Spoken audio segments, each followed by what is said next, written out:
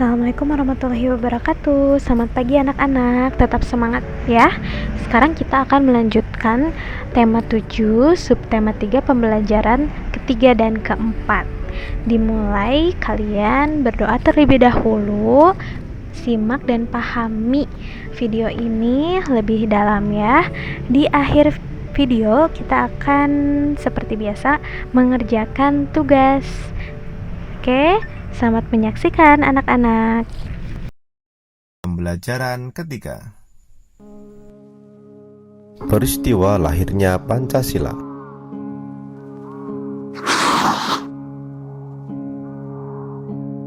Pancasila berasal dari bahasa Sanskerta, yaitu panca dan sila.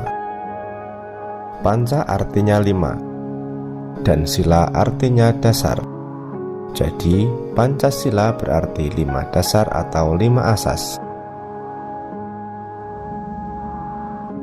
Istilah Pancasila telah dikenal sejak zaman Majapahit, yaitu terdapat pada Kitab Negara Kertagama karangan Empu Prapanca dan Kitab Sutasoma karangan Empu Tantular.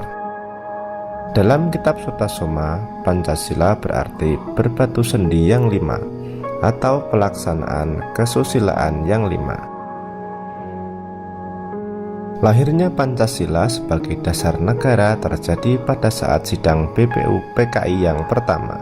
Berikut usulan-usulan dasar negara yang disampaikan oleh tokoh bangsa. Pada tanggal 29 Mei tahun 1945, Muhammad Yamin mengusulkan 5 dasar negara, yaitu peri kebangsaan, peri kemanusiaan, peri ketuhanan, peri kerakyatan, dan kesejahteraan rakyat.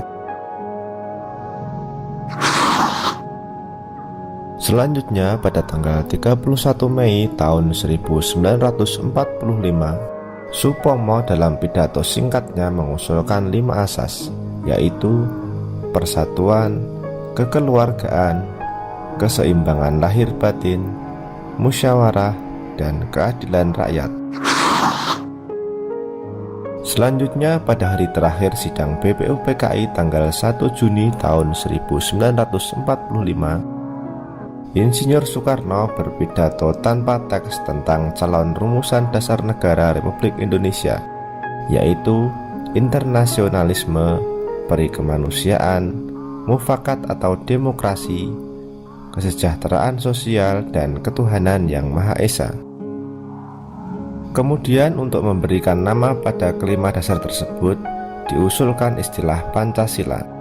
Tanggal 1 Juni tahun 1945 dianggap sebagai hari lahirnya Pancasila sebagai dasar negara.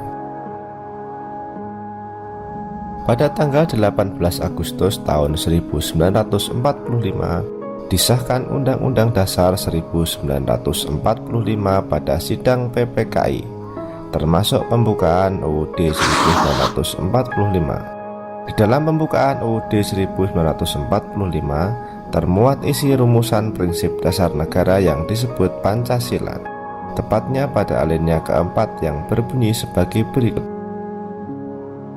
ketuhanan yang Maha Esa, kemanusiaan yang adil dan beradab, persatuan Indonesia, kerakyatan yang dipimpin oleh hikmat kebijaksanaan dalam permusyawaratan perwakilan, keadilan sosial bagi seluruh rakyat Indonesia. Nah, itu ya anak-anak peristiwa lahirnya Pancasila. Pancasila itu lahir tidak begitu saja, tetapi berdasarkan usulan-usulan dasar negara yang disampaikan oleh ketiga tokoh, yaitu Muhammad Yamin, Dr. Supomo, dan Insinyur Soekarno. Kita juga memperingati hari lahirnya Pancasila setiap tanggal 1 Juni. Harus diingat ya anak-anak.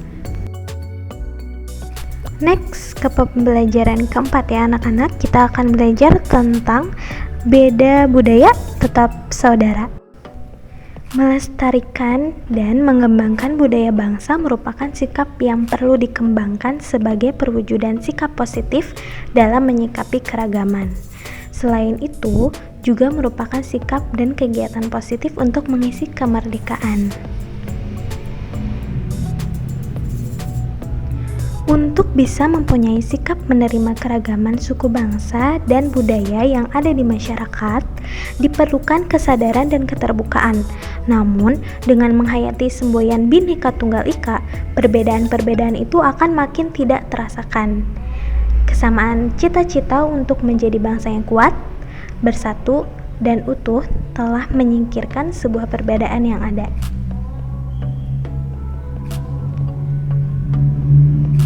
Kata Bung Karno, bersatu kita kuat, kuat karena bersatu.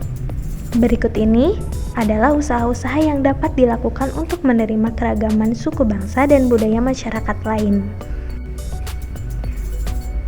Selain lagu daerah, kita juga bisa mempelajari tarian dari daerah dan suku lain. Di berbagai tempat telah banyak didirikan sanggar tari yang bisa menjadi tempat untuk memperkenalkan budaya dari daerah dan suku lain.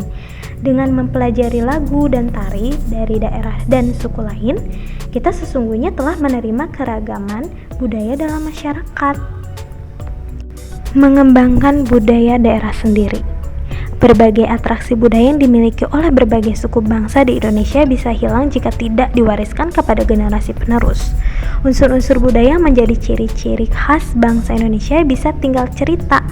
Oleh karena itu, jika di sekitarmu masih ada atraksi budaya, ikuti dan pelajarilah. Dengan mengikuti dan mempelajari budaya bangsa, seiring dengan berjalannya waktu, akan muncul rasa mencintai. Pada akhirnya akan timbul keinginan untuk mengembangkan dan melestarikannya. Ya, alhamdulillah anak-anak kita telah mempelajari keragaman suku bangsa dan budaya. Untuk itu kita semua harus mengamalkan sikap dan perilaku dalam menyikapi perbedaan dan keragaman yang ada di sekitar kita ya. Sekian dan terima kasih anak-anak telah menyimak pembelajaran ini. Dan setelah ini kalian masih harus mengerjakan tugas. Semangat ya anak-anak. Wassalamualaikum warahmatullahi wabarakatuh. Jangan lupa salamkan ibu kepada keluarga kalian.